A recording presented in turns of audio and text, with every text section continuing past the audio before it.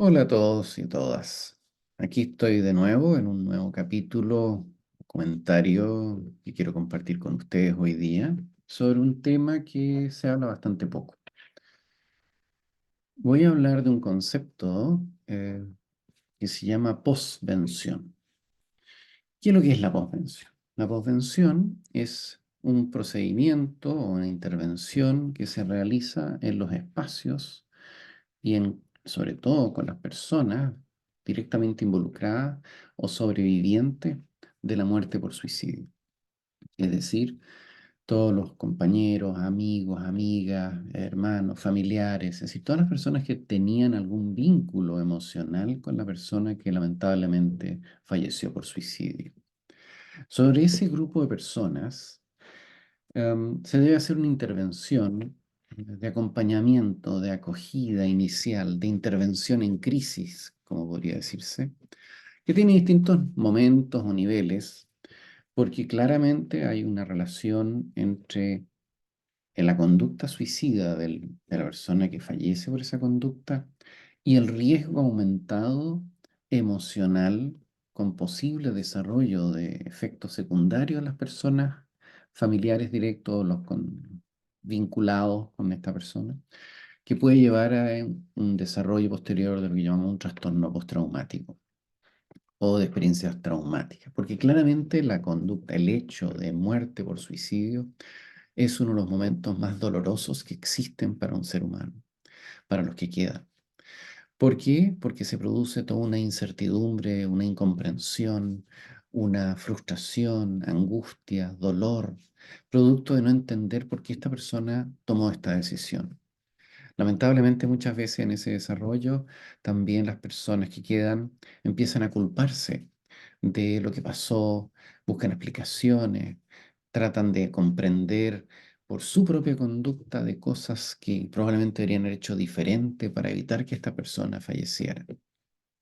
Pero lamentablemente muchas veces esa decisión no depende del entorno, sino que es una decisión personal realizada por la persona sufriente que quiso desaparecer porque el dolor era insoportable. El dolor de la muerte, de enfrentarse a la muerte como solución de un conflicto, de una vivencia, de un sufrimiento, obviamente es una cosa que hace perder el norte a la persona que lo hace, pierde la libertad. ¿En qué sentido pierde la libertad? Está tan comprometido por esta decisión de suicidarse que no es capaz de ver otras alternativas de solución. Y muchas veces esas otras alternativas son acompañamiento, acogida, hablar del tema y buscar en conjunto con otras personas, con ayuda adecuada, un camino de solución, un camino de acogida o de comprensión del dolor y el sufrimiento. Pero lamentablemente en algunos casos no llegamos a tiempo, o esa persona no pide ayuda, o no reconoce, o no habla de que está sufriendo y que está pensando en la muerte como solución. Y eso deja muy descolocado a las personas más cercanas. Y sabemos que por cada muerte por suicidio, internacionalmente se habla que van a producirse entre 20 a 30 intentos de suicidio, incluso hay alguna literatura que habla de mucho más. Por lo tanto, para que ustedes se hagan una idea del volumen de personas que cometen actos de conducta suicida es muy grande.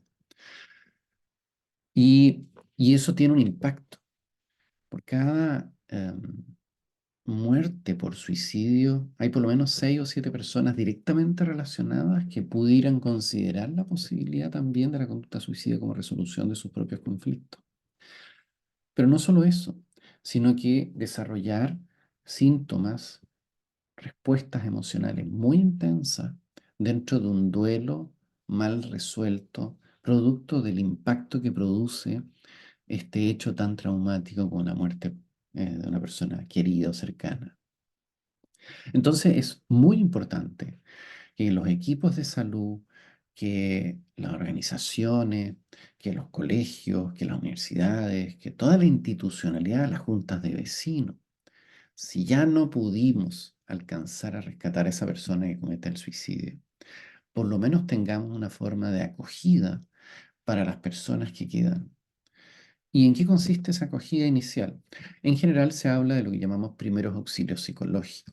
¿Qué es lo que es eso? es primero adquirir ciertas herramientas básicas de manejo de mis propias emociones, de mi propio dolor, de mi propio sufrimiento, en términos de cómo aprendo a respirar profundo, cómo manejo la sensación de desasosiego, de desborde que se me produce. Y eso tengo que hacerlo acompañado con alguien que me guía, que me acompaña, que me acoge. Por lo tanto, lo primero que tenemos que hacer es una acogida comprensiva, amorosa, cercana, que permita primero adquirir básicas herramientas para el manejo de una situación emocional tan intensa. Mientras antes se haga la intervención, mejor. Es decir, si se muere alguien por conducta suicida, tenemos que intervenir, ojalá, en las siguientes 48 horas a las personas más cercanas. Intervenir significa acoger, significa escuchar, significa dejar que expresen lo que les pasa, lo que sienten, no reprimir lo que están sintiendo. Pero fuera de eso, entregarles ahí mismo herramientas básicas, chiquititas, del manejo de esas emociones tan intensas.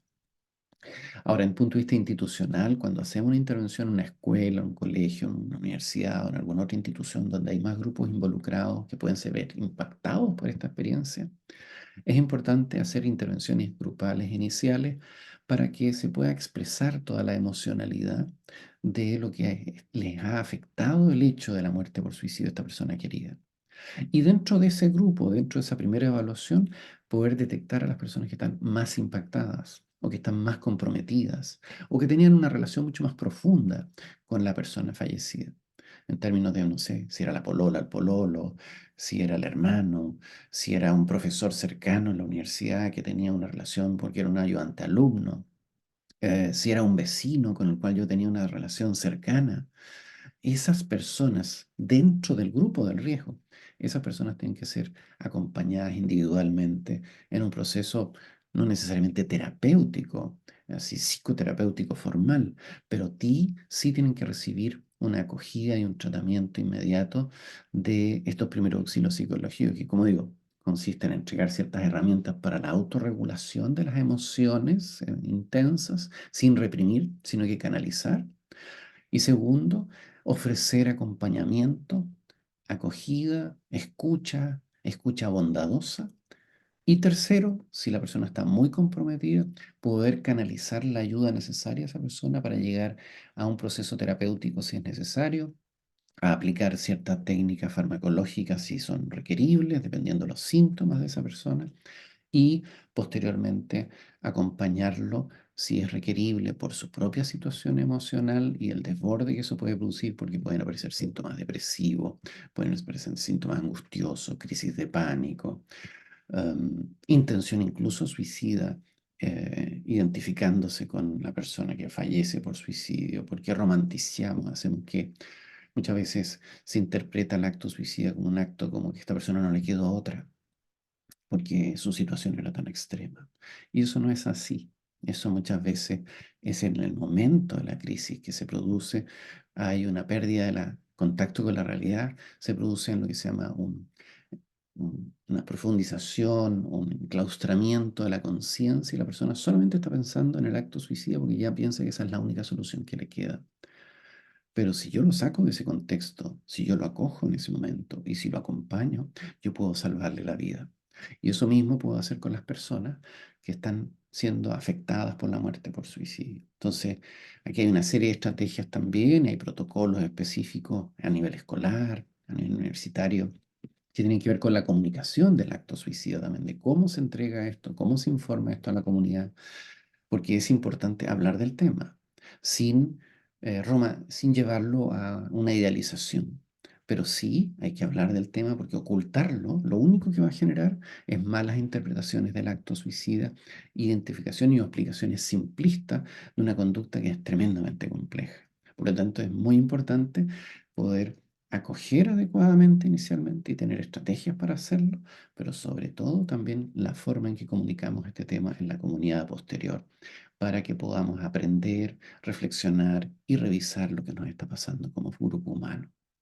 Eso es lo que les quería comentar hoy día para entender un poco lo que es el concepto de posvención, que es una herramienta y que existen estrategias específicas para su intervención en el momento posterior a la muerte por suicidio. Espero que esto le sirva y para aquella persona que esté pensando, esté considerando la posibilidad de muerte por suicidio, no se olvide que existe un teléfono que se llama asterisco 4141, que no estás solo, no estás solo, que tú puedes llamar y te van a acoger, te van a acompañar y te van a guiar para poder solucionar en ese momento qué podemos hacer y respaldarte en este momento de sufrimiento. Cualquier duda con respecto a esto, es importante aclararla también por esa vía y acercarse a las redes de salud que están siendo capacitadas para poder enfrentar esta temática. Muchas gracias.